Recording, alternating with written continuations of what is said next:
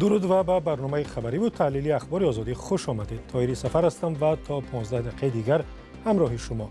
نخست سرخطی خبرها. ده هزار زن تاجیک در نیم سال گذشته از روسیه به تاجیکستان برگشتند. سبب چیست؟ ترس از بازداشت و اذیت آزار یا خستگی در غربت؟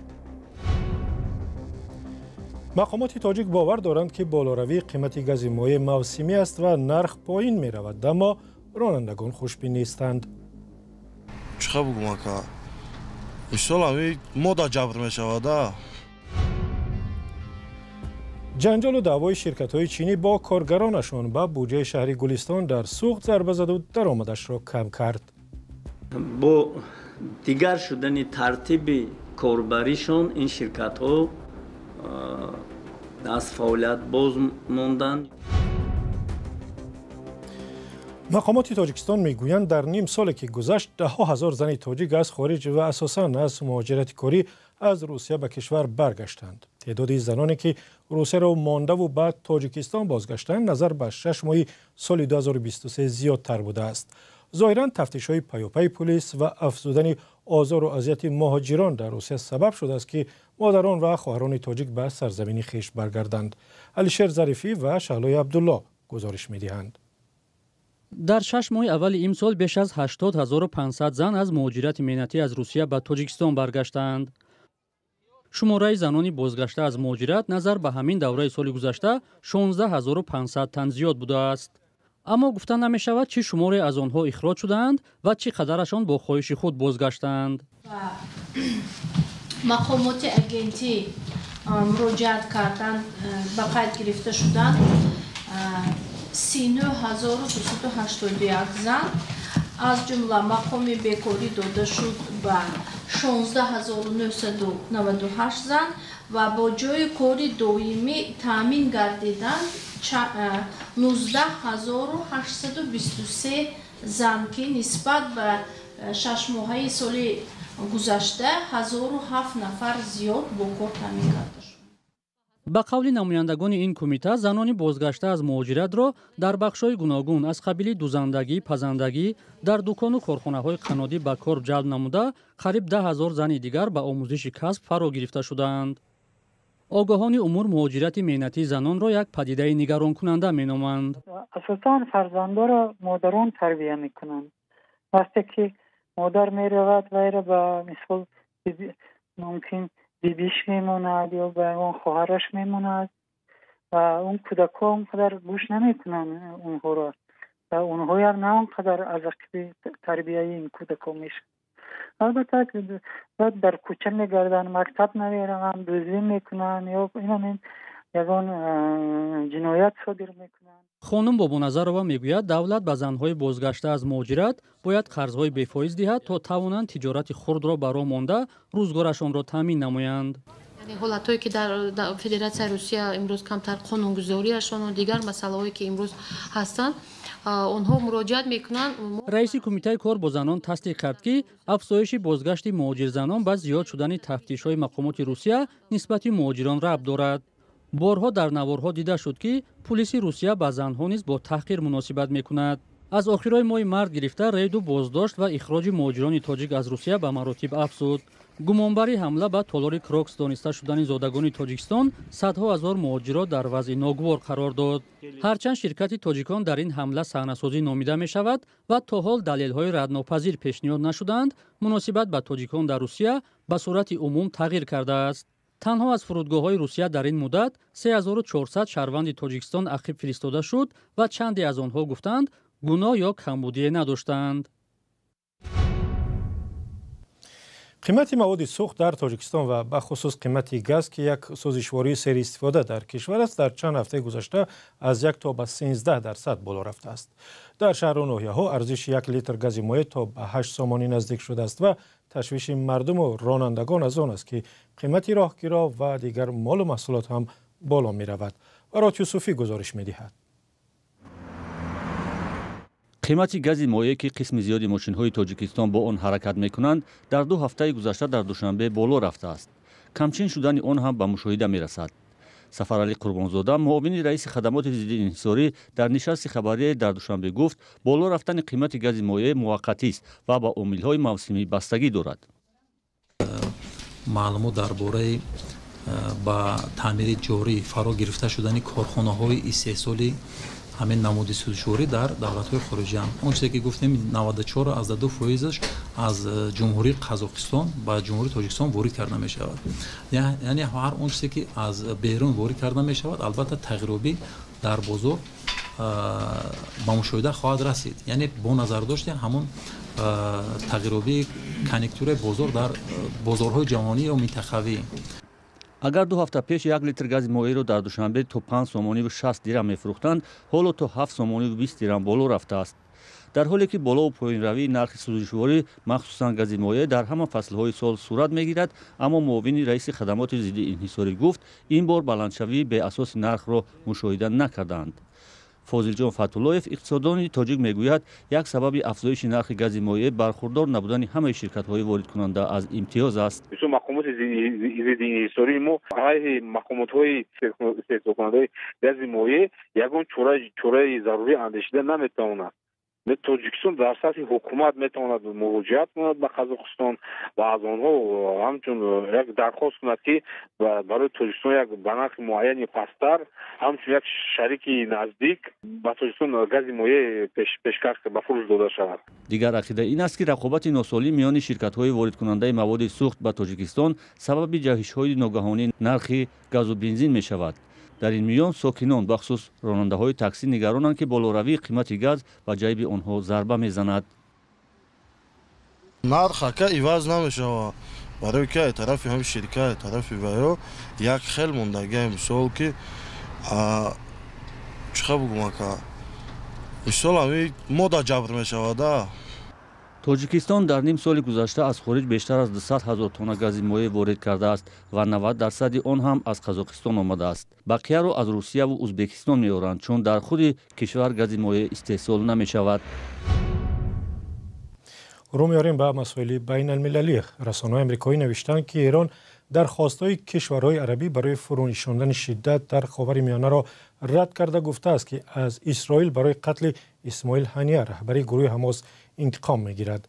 عین حال اوضاع در خاورمیانه بسیار حساس است و نگرانی از سر زدن جنگ هم زیاد می شود. گزارش را در این باره و از صدای آمریکا همکارم کیو مرسیتا تقدیم می کند. کشتی و هواپیماهای جنگی آمریکا در راه به سوی خاورمیانه برای پیشگیری از جنگی وسیع یا به عباره دیگر محافظت اسرائیل. وزارت دفاع مهمات زیادی را به منطقه می‌فرستد تا برای محافظت اسرائیل از حمله احتمالی دیگر آمادگی بگیرد. عین حال ما سخت کوشش می‌کنیم که از راه‌های دیپلماتی شدت افزار را فرو نشانیم، زیرا به باور ما حال جنگ منطقوی به نفع کسی نیست. این قدرت نمایی بعد از قتل اسماعیل هنیه رهبر دفتر سیاسی حماس در تهران در روز 31 ایول و اوج گرفتن تنش‌ها در منطقه است. پیش از این در ضربه موشک به یک میدان فوتبال در بلندی‌های جولان اسرائیل 12 نفر کشته شدند. اسرائیل سازمان حزب الله را گناهکار کرد و به چند موضع آن در لبنان ضربه زد. یک فرماندهش را کشت. حماس و حزب الله را ایران دستگیری می‌کند. امریکا هر دو را سازمان تروریستی می‌داند. تجاوز مداوم حزب الله و حمله‌های ظالمانه آن مردم لبنان و تمام خاورمیانه را به مناقشه وسیع‌تر می‌کشد. اگرچه ما عزم داریم دشمنی‌ها را به جنگ وسیع حل کنیم، اما وزارت دفاع برای هر گونه سناریوی کاملا آماده است. در بیروت حسن نصرالله در یک بیانیه در تلویزیون المنار تحت نظارت حزب الله ادعای اسرائیل را درباره حمله به میدان فوتبال رد کرد. نحن نفینا بشکل قاطع. ما اصلا در این حادثه دست نداریم. ما اگر جایی را اشتباهاً بمباران کرده باشیم جسارت بر دوش گرفتن مسئولیتش را هم داریم. در میان این اتهام زنی مردم در منطقه جبر مناقشه را میکشند. سیستم دفاع موشکی اسرائیل را آخری هفته به کار انداختند تا موشک‌های آمده را از مرز لبنان نابود کند. در آن طرف امریکا با فرستادن نیروهای ایلاوگی به خاورمیانه از شهروندانش خواست که به لبنان نروند و اگر آنجا باشند کشور را ترک کنند. برمیگردیم به تاجیکستان. جنجال و دعوای کارگران چینی در یک کارخانه مشترک در ولایت سوخت یکی از سبب‌های کاهش استحصال و عین زمان کم شدن درآمد به بودجه شهر گلستان شده است. در اینجا یک کارخانه عظیم استخراج معدن و استحصال سربروح کار میکند، اما نه به آن اقتدار زیادی که در اول داشت. جزئیات بیشتر را در گزارش فرزان محمدی میبینیم. رانا هاشمزاده رئیس شهر گلستان میگوید اول امسال بنابر پیش آمدن مشکل در شرکت صنعت کوهی تاجیکستان و چین شهر با کمآمد مالی روبرو شد. در این کارخانه عظیم شماری از کارگران چینی کار نکردند. در ماه‌های اپریل و می امسال برخی کاربران رادیو آزادی از قطع فعالیت چندین متخصص چینی خبر داده بودند.